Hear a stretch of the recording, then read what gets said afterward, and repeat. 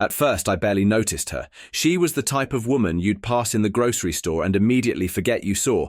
Plain clothes, practical hair, and oversized glasses that covered most of her face. Her dog had more personality than she did. A yappy little thing that claimed my welcome mat as its own, and each time it did, she'd look at me with those apologetic eyes and whisper, "I'm so sorry, he's just nervous." But in the end, it was she who ruined my marriage. It started innocently enough. My wife, Sarah, began chatting with her in the hallway, exchanging smiles and pleasantries. Before long, Sarah was visiting her apartment for coffee, and the two of them seemed to click in a way that surprised me. Sarah was outgoing and vibrant, and the neighbor, quiet and meek, was her opposite. I figured maybe Sarah just liked having someone to talk to, someone who seemed to hang on her every word. At first, I didn't think much of it. Sarah was always sociable, and the neighbor seemed harmless. But as time went on, Sarah started spending more and more time with her. She'd come home later, often talking about their long conversations, and I began to notice subtle changes. Sarah grew more distant with me, but warmer and more animated whenever the neighbor's name came up. I told myself it was just a friendship. Women bonded like that, right? They shared secrets, gave each other emotional support. But there were things I couldn't ignore, like how Sarah's eyes lit up when she mentioned her, or how her laughter sounded different, lighter, when she talked about their time together. Then one day I saw them hugging. It wasn't quick or casual. It lingered. When I confronted Sarah, she brushed it off with a laugh. "Oh, come on," she said. "Girls hug and kiss all the time. It's normal." She made me feel ridiculous for even asking, but something about it didn't sit right with me. I tried to push the doubts away. After all, I trusted my wife. But those doubts lingered, gnawing at the edges of my mind. And the more I watched, the more I couldn't shake the feeling that something about their friendship wasn't as innocent as Sarah wanted me to believe. But this was only the beginning. Things escalated slowly, almost imperceptibly at first. Sarah began dressing differently. Looser blouses, softer fabrics, colors I'd never seen her wear before.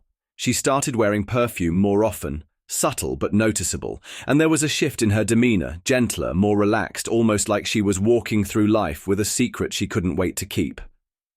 I tried to ignore it. I told myself she was just going through a phase, maybe rediscovering herself after years of routine.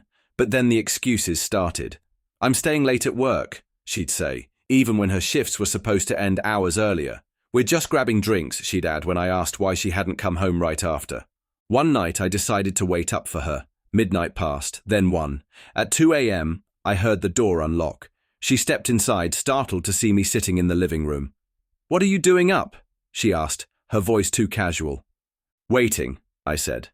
"Where were you?" She hesitated. "We lost track of time. I didn't think you'd still be awake." It wasn't much of an answer, and I knew it. But what could I do? Confront her again and risk pushing her further away? Or pretend, for the sake of peace, that everything was fine? I chose silence that night, but the doubts didn't go away. They grew, fed by every late night, every secret smile, every lingering touch between Sarah and the neighbor. And soon, I couldn't deny it anymore. My wife wasn't just making a friend, she was falling in love. The breaking point came on a Saturday. I came home earlier than expected. The silence was deafening. I called out her name, no response. My gut twisted, a warning I didn't want to acknowledge. The bedroom door was ajar, and what I saw made my heart stop. Clothes littered the floor, Sarah's blouse and jeans, but also a pair of glasses that weren't hers. My breath quickened as I followed the sound of muffled voices coming from the bathroom. Laughter, playful, intimate. I pushed the door open and there they were, Sarah and Lauren, tangled in each other like lovers in a scene I never should have witnessed. Time slowed and my body went numb. Sarah turned, saw me, and froze. Her face drained of color. I didn't say a word. I couldn't. I just walked out. I drove aimlessly that night, my thoughts spiraling out of control. The image of them together burned in my mind. Was this real? Had it been happening all along?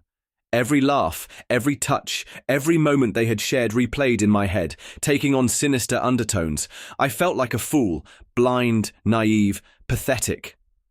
By dawn, exhaustion forced me to turn back. I needed answers, but I wasn't prepared for the ones I got. Sarah greeted me with red-rimmed eyes and trembling hands. Her voice broke as she apologized. Not for cheating, but for falling in love again. She told me it wasn't about me. It was about her, about something new, unexpected and overwhelming. "I still love you," she said, her voice barely a whisper. "But I love her too." I stared at her, waiting for the punchline, but it never came. Instead, she continued talking, as though explaining herself would somehow justify the betrayal. "Lauren doesn't want me to hide who I am. She sees me, all of me." Her words hit like daggers. Was I so blind that I hadn't seen her unhappiness? Had I failed her in ways I didn't even understand? Then she said the unthinkable. "We can make this work. It doesn't have to change anything." The calmness in her voice broke something inside me. How could she expect me to accept this? To share her? My anger boiled over. "You think this is no big deal?" I snapped. "You expect me to be okay with you having a whole other relationship?" Tears streamed down her face, but I couldn't bring myself to comfort her. I grabbed a suitcase and started throwing my clothes inside. She begged me to stay, to talk, to figure things out, but I couldn't. Not then. Maybe not ever. I drove to my parents' house hours away, leaving Sarah and our apartment behind, but no distance could dull the ache or quiet the questions. Days later, the anger gave way to obsession. I needed to know more about Lauren. Who was she? What kind of person did this? My search led me down dark paths. Lauren wasn't just some friendly neighbor. She was a former sociology professor, fired for inappropriate relationships with her female students and accused of bullying male ones. She had a history of wrecking lives and leaving chaos in her wake. Armed with this information, I returned to confront Sarah, but it was too late. The apartment was empty. Her clothes, her belongings, gone. A neighbor said they saw the two of them leaving with suitcases earlier that morning. Together. Now I sit here, staring at my phone, unsure whether to call or let her go. Do I fight for the woman I thought I knew, or accept that she's already gone?